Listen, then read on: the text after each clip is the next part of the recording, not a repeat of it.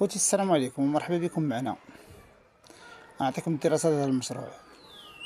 هذا المشروع ما غاديش يطلب منك واحد راس المال كتير، ديك 5000 درهم قاضية ليك الغرض، وممكن يتقام عليك اقل، خصوصا الا جهزتيه بمعدات فايته مستعمله. المهم انت وشطارتك. انا غادي نعطيك راس الخيط والباقي عليك انت. بسم الله نبداو. اول حاجه واللي هي مهمه وضروريه في هذا المشروع هي البلانشا. البلانشا عندها واحد الدور كبير باش تصاوب الحرشه والرغايف باش ديماري هذا المشروع، وهي الاساس، هي اللي داير عليها كلشي. ممكن دير بلانشا ديال 2 ريوس، كاين ديال 3 ريوس. انا ننصحك غير بلانشا 2 ريوس، وكذلك تقدر تدبر غير راس، فهمت؟ ولكن الراس ما غاديش يخدمك شي خدمه اللي هي بروفيسيونيل، الخدمه اللي غادي تسهل عليك الخدمه. المهم نديرو حنا دراسه هذا المشروع، نديرو حنا بانها غادي تقدر تكون بلانشا 2 ريوس. الثمن ديالها غادي يكون ما بين 2300 درهم حتى 2700 درهم. هاد الثمن ديال البلانشا جديده، وممكن تجبرها باقل الا دبرتي فيها مستعمله. ممكن تدبر شي وحده مستعمله وتكون مازال خدامه ما بين 1200 حتى 1500، شي حاجه تكون مازال خدامه مزيان. المهم انت الا لقيتيها بون اوكازيون جربها وشوف العافيه ديالها، وانت وعينك وميزانك. حتى ما كنتيش كتعرف، شوف شي سيده معلمه ديها معاك تشوفها ولا فاليداتها لك، توكل على الله. المهم حاول ما يمكن ان البلانشا الا خليتيها مستعمله ما تفاليديهاش لراسك، حاول تشوف شي واحد اللي فايت عنده معاه المهنه باش يشوف العافيه ديالها كيفاش دايره. وتاني حاجه اللي هي الرخامه، ممكن تقام لك بديك 1000 درهم حتى 1500 درهم حسب العبار ديالها، وكذلك ممكن تصادفها بثمن اقل. المهم الرخامه راها باينه، يعني ما تحتاجش انك تشوف معلم ولا معلمه اللي يشوفها لك ولا كذا.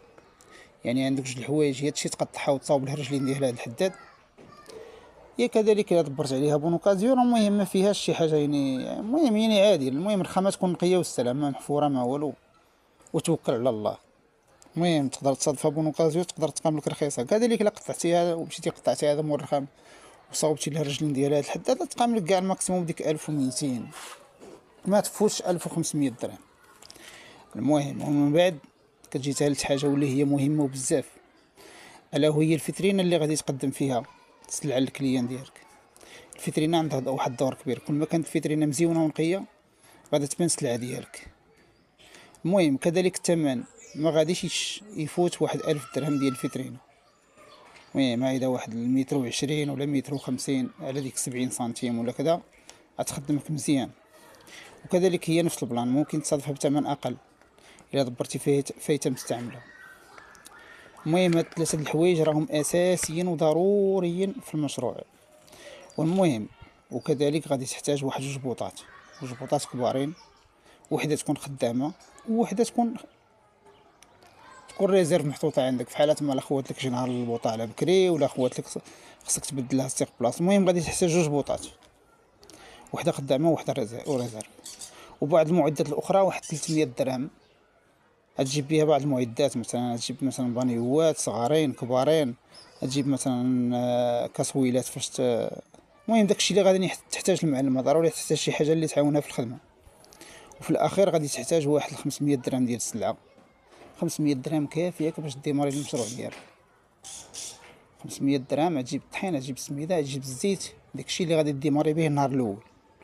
وان شاء الله ملي تمشي لك ديك السلعه تكون دخلتي راس المال ديالك باش تجيب سلعه واحده اخرى. الملاحظه المهمه اللي غادي نعطيك في هذا المجال الا وهي المحل اللي غادي تخدم فيه، خص يكون محل في شي بلاصه مروجه. المحل يكون في شي بلاصه كيركبوا منها العمال بزاف. المهم المحل يكون في بلاصه استراتيجيه باش يخدمك مزيان. المحل راه عنده واحد الدور كبير اخاي، كل ما كان المحل في بلاصه استراتيجيه غادي تخدم على راسك.